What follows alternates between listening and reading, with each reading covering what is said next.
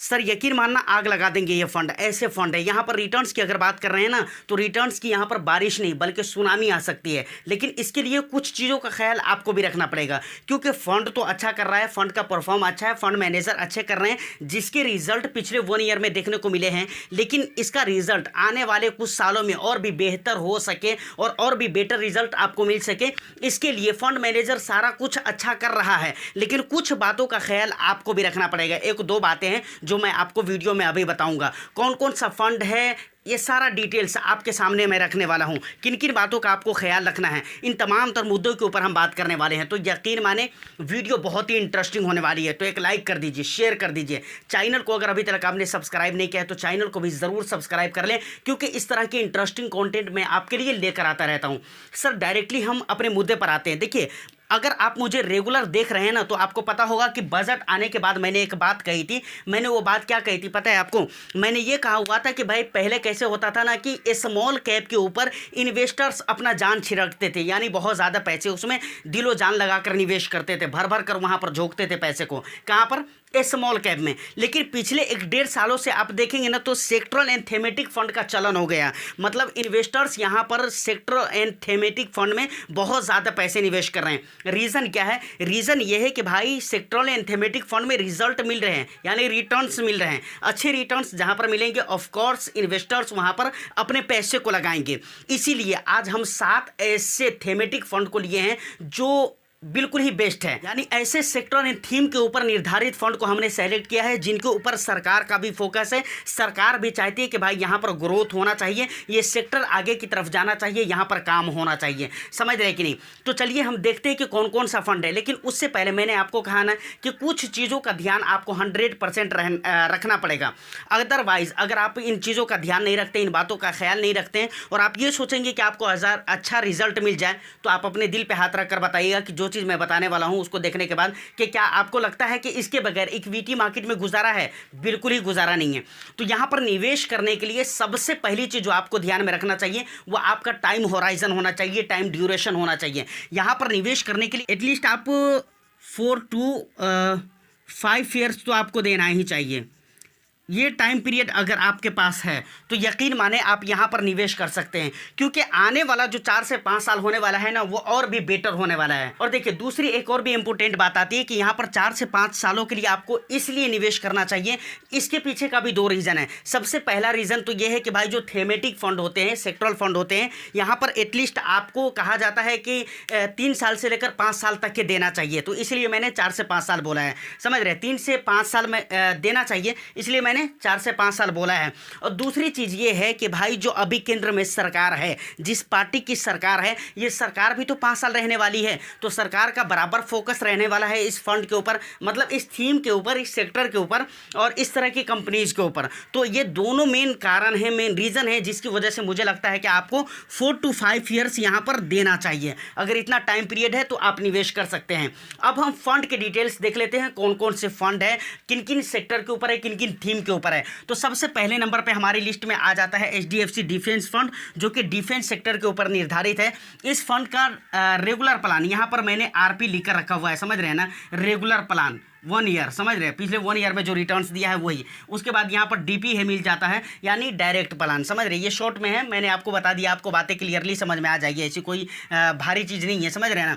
तो सबसे पहले नंबर पे आ जाता है HDFC डिफेंस फंड। इस फंड का रेगुलर प्लान ने पिछले 1 ईयर में 108.73% का रिटर्न्स दिया है। समझ रहे हैं? उसके बाद डायरेक्ट प्लान की अगर मैं बात करूँ तो 111.37% का रिटर्न्स दिया है। वहीं पर अगर मैं, चलिए SIP के रिटर्न्स को हम बाद में देखेंगे, ये SIP का रिटर्न्स है, समझ रहे हैं ना? उसके बाद आ जाता है दूसरे नंबर पे बंधन इंफ्रास्ट्रक्चर फंड। इस फंड का डायरेक्ट रेगुलर प्लान ने पिछले 1 ईयर में 81.51% का रिटर्न्स दिया है। उसके बाद डायरेक्ट प्लान ने इस फंड का 83.70% का रिटर्न्स दिया है।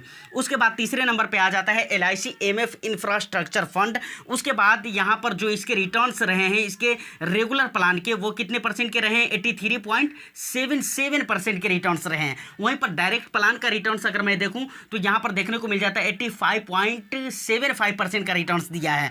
उसके बाद चौथे नंबर पे आ जाता है इन्वेस्को इंडिया पीएसयू फंड। इस फंड का पिछले 1 ईयर का जो रिटर्न्स रहा है रेगुलर प्लान का 87.74% का रहा है। वहीं पर डायरेक्ट प्लान का अगर देखें तो 90.18% का रिटर्न्स रहा है, समझ रहे कि नहीं। उसके बाद आ जाता है 5वें नंबर पे आईसीआईसीआई का ICICI prudential PSU equity fund. इस फंड का रेगुलर प्लान पिछले 1 ईयर में जो रिटर्न्स दिया है वो रिटर्न्स रहा है 84.96% का रिटर्न्स रहा है। वहीं पर डायरेक्ट प्लान का अगर रिटर्न्स देखें तो वो रहा है 87.49% का। उसके बाद छठे नंबर पे आ जाता है एसबीआई का पीएसयू इक्विटी फंड। इस फंड का रेगुलर प्लान ने पिछले 1 ईयर में 87.53% का रिटर्न्स दिया है। वहीं पर अगर डायरेक्ट प्लान की बात की जाए तो 89.67% का रिटर्न्स दिया है। उसके बाद 7वें नंबर पे आ जाता है एबीसीएल यानी आदित्य बिरला सन लाइफ पीएसयू इक्विटी फंड। इस फंड ने पिछले 1 ईयर में जो रिटर्न्स दिए हैं इसके रेगुलर प्लान ने वो रहे 86.91% के, और इसके डायरेक्ट प्लान ने जो रिटर्न्स दिए हैं 89.52% के रिटर्न्स दिए हैं, समझ रहे हैं।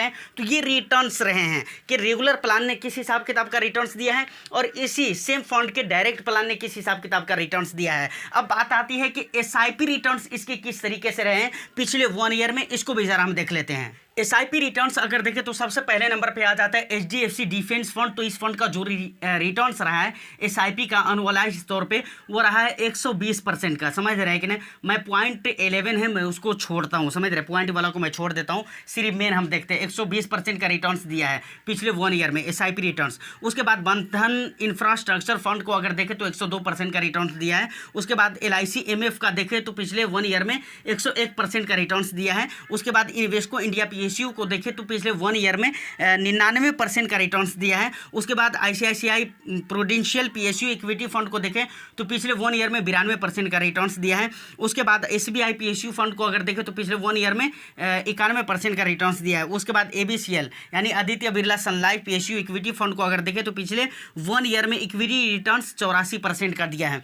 तो इतना बेस्ट रिटर्न्स है, समझ रहे हैं ना। और यकीनन यहाँ पर रिजल्ट देख रहे हैं और जिन इन्वेस्टर्स ने यहाँ पर निवेश किया है पिछले 1 ईयर में कितना बेस्ट रिजल्ट है, उनके पैसे कहाँ से कहाँ चले गए, क्योंकि इस फंड के अंदर ताकत है भाई, पावर है, पैसे को कई गुना करने की ताकत है इस फंड के अंदर। ये सारे फंड्स ऐसे हैं और मैंने शुरू में ही आपको कहा था कि भाई ऐसे थीम और ऐसे सेक्टर के ऊपर हम फोकस करने वाले हैं जहां पे सरकार की नजरें हैं। सबसे पहले अगर डिफेंस की मैं बात करूं तो आपको पता है, मुझे भी पता है कि भाई डिफेंस का जो बजट है, जितना अच्छा उम्मीदें थी, जितनी अच्छी उम्मीद थी कि भाई डिफेंस का बजट इस हिसाब से आएगा, तो उम्मीद के मुताबिक अगरचे बजट नहीं आया है, लेकिन अभी भी यहाँ पर जो बजट आया है वो फिनेंशियल ईयर 2023-24 से बेहतर है। यानी फिनेंशियल ईयर 23-24 का जो बजट था डिफेंस के लिए, उससे बेहतर बजट है 2024-25 का, यानी जो अभी चल रहा है। उसके बाद देख लीजिए तो यहाँ पर इंफ्रास्ट्रक्चर है, सरकार की नज़रें तो इंफ्रास्ट्रक्चर के ऊपर भी है। उसके बाद ये 4 फंड है जो कि पीएसयू के ऊपर है। यहाँ पर ये पीएसयू हो गया, ये हो गया, ये हो गया, ये हो गया, ये 4 फंड पीएसयू सेक्टर। पीएसयू वो कंपनीज होती है जो या तो पूरी तरह से या फिर उन कंपनियों के अंदर कुछ हिस्सेदारी मतलब जो है ना सरकार की होती है, समझ रहे हैं ना, बहुत हद तक की हिस्सेदारी होती है। तो ये सारी कंपनीज है, इस तरह के सेक्टर्स हैं जहां पर आप इन्वेस्टमेंट कर सकते हैं। यकीनन आने वाले 4 से 5 सालों में आपके पैसे बनेंगे, ये मैं आपको बता रहा हूं। लेकिन ध्यान वही रखना है कि आपको इस टाइम के लिए निवेशित रहना पड़ेगा। अगर आप बीच में घबरा जाते हैं, बीच में अगर ज़्यादा टेंशन में आ जाते हैं, थोड़ी बहुत गिरावट होती है वहाँ पर, अगर आप घबरा कर रिडीम कर लेते हैं तो फिर भाई आपने टाइम नहीं दिया, रिजल्ट यकीनन आपको नहीं मिलने वाले हैं। तो अगर रिजल्ट चाहिए तो आपको टाइम देना पड़ेगा। तो ये कुछ इंपॉर्टेंट जानकारी थी। आप मुझे ये ज़रूर बताइएगा कमेंट सेक्शन में कि आपकी पोर्टफोलियो में से इनमें से कौन सा फंड है। दूसरी बात, इनमें से सबसे बेहतर फंड कौन सा लगता है, हो सके तो रीज़न भी ज़रूर बताइएगा, क्योंकि इस तरह के जब आपके कमेंट आते हैं ना तो वहाँ पर बहुत सारी चीज़ें पता चलती है, समझ रहे हैं ना। आपका वैल्यूबल फीडबैक पढ़कर मुझे भी बहुत ज़्यादा खुशी होती है। तो उम्मीद करता हूं कि ये इन्फॉर्मेशन आपको अच्छी लगी हो तो एक लाइक कर दीजिए, शेयर कर दीजिए। चैनल को अगर अभी तक आपने सब्सक्राइब नहीं किया तो चैनल को भी ज़रूर सब्सक्राइब कर लें, क्योंकि इस तरह के इंटरेस्टिंग कंटेंट मैं आपके लिए लेकर आता रहता हूं।